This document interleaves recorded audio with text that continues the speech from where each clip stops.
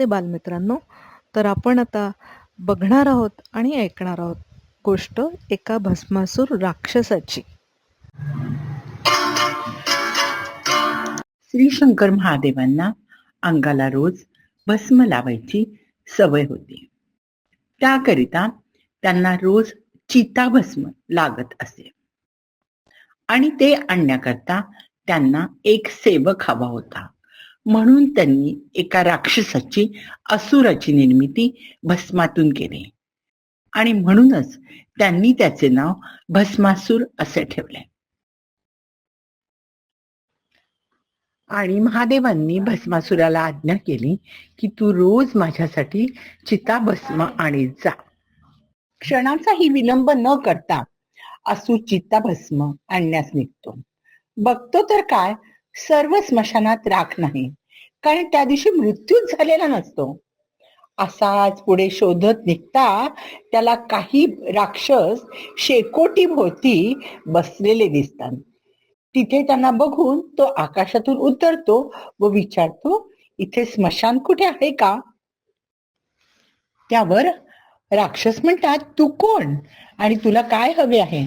त्यावर असुर म्हणतो, हा हा हा हा हा हा हा हा, माझे नाव भस्मासूर, मला महादेवांकरता चिता भस्म आणायचे आहे. त्यावर राक्षस म्हणतात, म्हणजे तू आमच्याच जातीतील आहेस तर? तुझे परमेश्वर महादेव मोठे चमत्कारी आहेत, असे देव दानव व मानव सगळेच मानतात. तू आम्हाला वाचव. सध्या देव व दानव यज्ञ व पुण्यकर्मे करीत आहेत, त्याने आमचे अस्तित्वच धोक्यात आले आहे. तू अजय होण्याचा वर माग, मग आम्ही तुला आमचा सम्राट बनवू. हा हा हा हा हा हा हा हा, मी नक्कीच सम्राट बनेन. मी वरदान नक्की प्राप्त करून घेईन. हा हा हा हा हा हा हा. शेवटी कंटाळून चिताभस्म न घेताच तो श्री महादेवांपुढे हजर होतो. तेव्हा महादेव विचारतात, चिताभस्म आणलेस का? भस्मासूर उद्गारतो, नाही स्वामी, कारण मला भस्मच मिळाले नाही. महादेव म्हणतात, असे कसे होईल? जितके जन्म तितके मृत्यू, कुठे ना कुठे तुला मिळालेच असते. त्यावर भस्मासूर म्हणतो, नाही, प्राणी हे धर्म व पुण्य कार्य करीत असल्याने त्यांना दीर्घायुष्य प्राप्त झालेले आहे. मी सर्व विश्वाची परिक्रमा करून इथे आलो आहे. त्याने जे पीडित जीव मृत्यूच्या समीप गेले आहेत, पण त्यांना मृत्यूही येत नाही आणि ते वेदनेने तळमळतात आहे, अशा जीवांची मी सुटका करू शकेन आणि आपल्याला भस्मही प्राप्त होईल. आता मला असं वरदान द्या की मी ज्याच्या डोक्यावर हात ठेवीन त्याचं भस्म होईल. महादेवांकडून वरदान प्राप्त होताच भस्मासूर आपल्या जातीबंधूंना भेटण्यास येतो व त्यांना सांगतो की मला वरदान मिळाले आहे, पण त्या वरदानाची सत्यता आणि असत्यता मला पडताळून पाहायची आहे. असे म्हणून तो लगेचच एका राक्षसाच्या डोक्यावर हात ठेवतो व त्याचे रूपांतर लगेच भस्मात होते. त्या राक्षसाचे भस्मात होणारे रूपांतर बघून राक्षसगण पळू लागतात.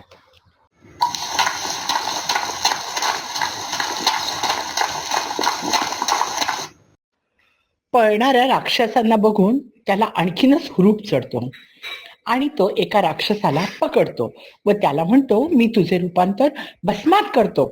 तो राक्षस अतिशय हुशार आणि चतुर असतो. तो म्हणतो, अरे, तू आपल्याच जातीला नष्ट करण्यास प्रारंभ केला आहेस. तू संबंध राक्षस जातीच नष्ट करशील. तेव्हा तू असे न करता जे पुण्यात्मे आहेत, जे ऋषीमुनी आहेत, देवलोक आहेत, त्यांना तू नष्ट कर, म्हणजे तुला आम्ही राजा करू. लगेचच भस्मासूर तसे करण्यास प्रवृत्त होतो व ज्या ठिकाणी ऋषीमुनी यज्ञ करीत असतात त्या ठिकाणी जाऊन तो एका ऋषीचे रूपांतर भस्मात करतो. तत्कालिक बाजूला बसलेले जे ऋषी असतात ते सगळे पळून जातात. अशा प्रकारे हा दृष्ट भस्मासूर तिन्ही लोकांमध्ये आपला दरारा निर्माण करतो व त्यांना भिवून सोडतो. त्याच वेळेला नारद मुनी अवकाशातून विहार करीत असतात. त्यांच्या नजरेस हे दृश्य पडतं की भस्मासूर ऋषीला भस्म करीत आहेत आणि बाकीचे ऋषीगण पळत आहेत. आणि हा सगळा प्रताप भस्मासुराचा आहे हे त्यांच्या लक्षात येतं, ध्यानात येतं. परत एकदा भस्मासूर अवकाशात उडू लागला. तेव्हा भस्मासूर म्हणाला, तुम्ही नारद आहात हे मला माहिती आहे, तेव्हा तुमचेच मी भस्म करतो. त्यावर नारद उद्गारले, अरे अरे, माझे होऊन होऊन किती भस्म होणार आहे. मी एवढा बारीक, एवढा काटकुळा, माझे किती भस्म मिळेल. त्यापेक्षा जाड्या जुड्या राक्षसांचे तू भस्म कर, त्याने तुला खूप भस्म मिळेल. नारदाचे बोलणे ऐकून भस्मासूर म्हणतो की थांबा, तुम्ही मला समोरासमोर मूर्ख बनवत आहात का? थांबा, तुमचेच भस्म करतो. आणि त्या क्षणीच नारद तिथून पळ काढतात, म्हणजेच लुप्त होतात. धर्मसेन एक विष्णू भक्त, न्यायप्रिय आणि जाणता राजा होता. त्याने आपल्या प्रधानाकडे चौकशी केली की आपली जनता आनंदात आहे ना, सुखात आहे ना? त्यावर प्रधानाने सांगितले की थोडीशी एक अशी गोष्ट आहे की जी आपण करायला हवी. तेव्हा धर्मसेन म्हणतो, काय करायला हवे? तेव्हा तो म्हणतो, भस्मासूर नावाचा एक भयंकर राक्षस आहे, तो आपल्या राज्यात येईल की काय आणि आपल्याला त्रास देईल की काय, अशी आमच्या जनतेला खूप भीती वाटते. असे काय? मग या भस्मासूरचा मी बिमोडच करतो. काय आश्चर्य, भस्मासूर राजासमोर उभा राहतो व म्हणतो, कोणाचा बिमोड करणार होतात? असे म्हणून तो युद्ध करतो व धर्मसेनाचे भस्म करतो. धर्मसेन खाली पडलेला बघतात. त्याचा मुलगा वृक्षसेन हा भस्मासुराला धावतो. वृक्षसेनाच्या मागोमागच त्याची पत्नी धावत येते.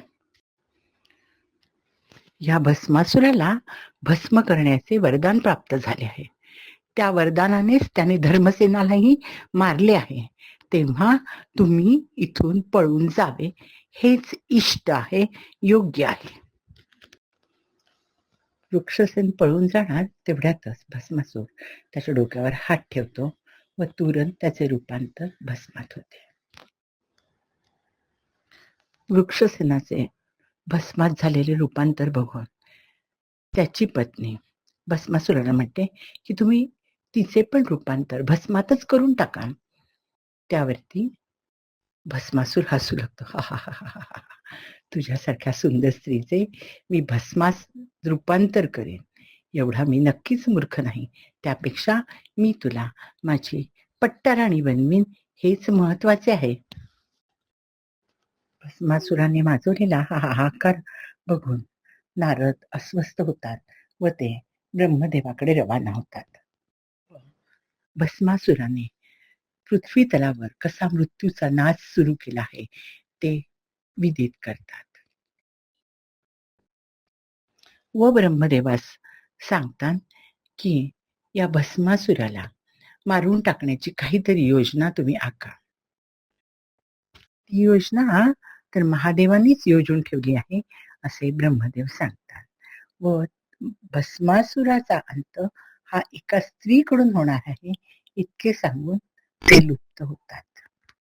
आणि तसंच होणार असतं, कारण वृक्षसेनाची जी बायको असते ती मृत झाल्यानंतर देखील त्याला असे वाटते की अशीच आपली राणी असावी, खूप सुंदर, जगातील सगळ्यात सुंदर स्त्रीला आपण आपली पट्टराणी बनवावी, ही त्याच्या मनात अभिलाषा असते आणि म्हणूनच त्याचे मरण स्त्रीकडून आहे असे ब्रह्मदेव सांगतात.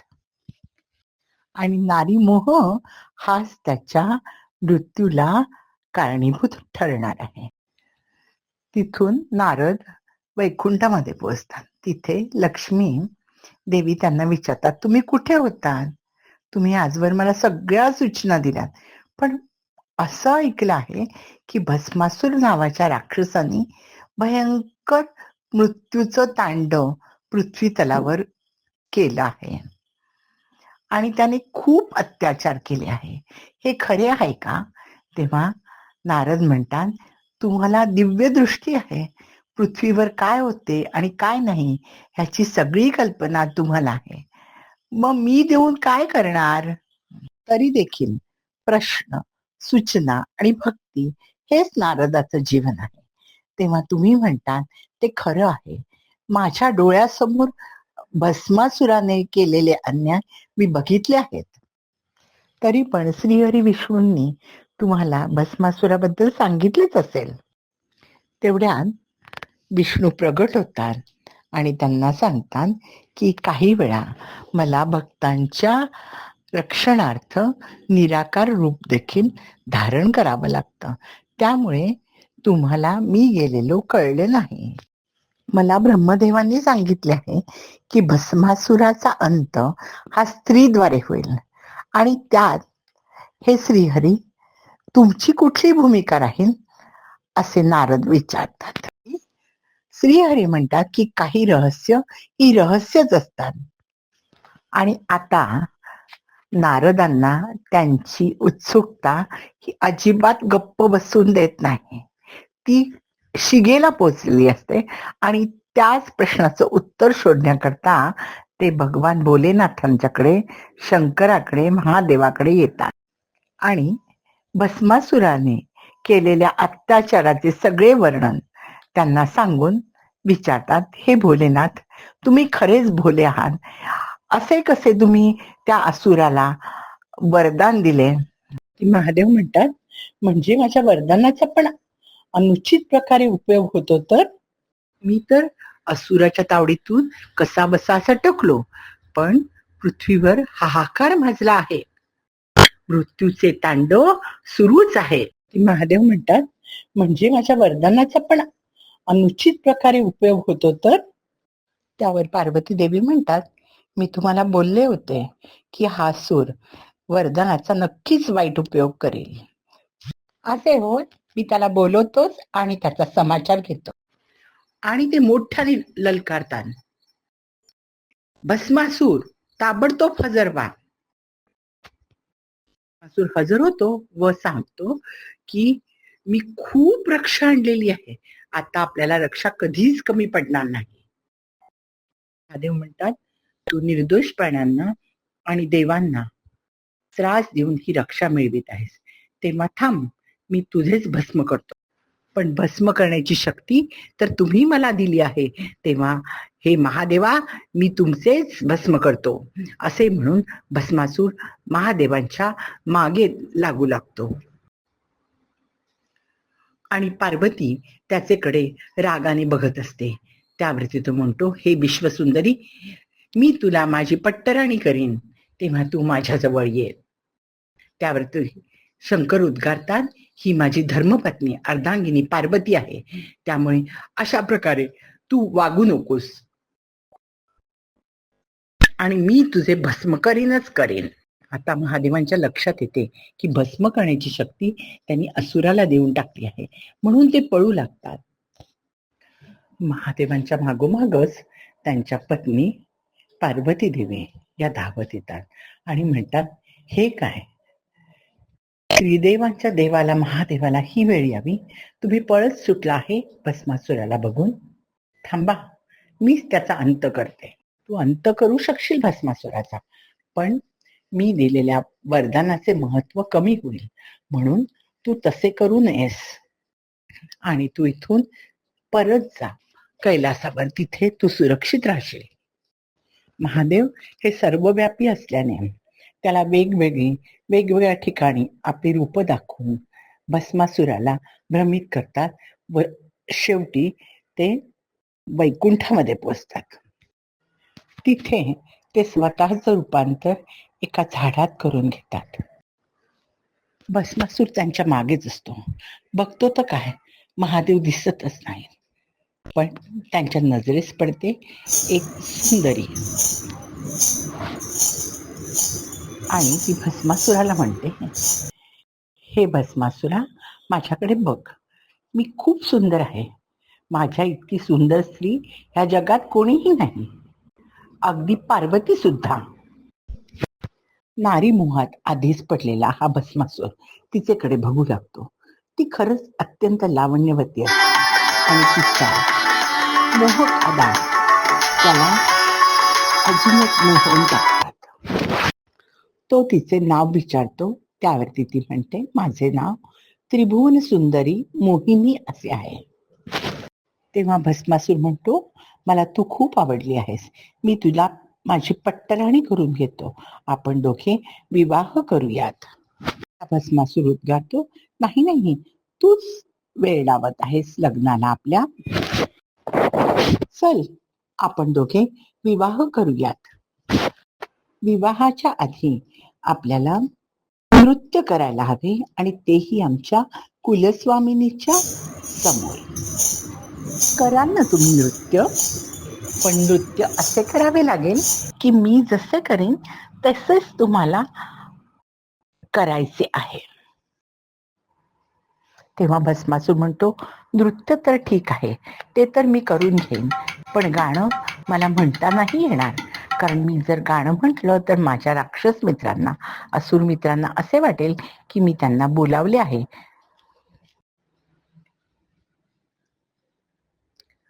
चला तर आपण नृत्य सुरू करूया. मोहिनी बरोबर एक एक एक एक डान्सचा स्टेप करता करता तो त्यात अगदी गुंग झालेला असतो. नाच करता करता मोहिनी आपला हात स्वतःच्या डोक्यावरच ठेवते आणि नृत्यात मग्न आणि गुंग दंग झालेला भस्मासूर ही स्वतःचा हात स्वतःच्याच डोक्यावर ठेवतो.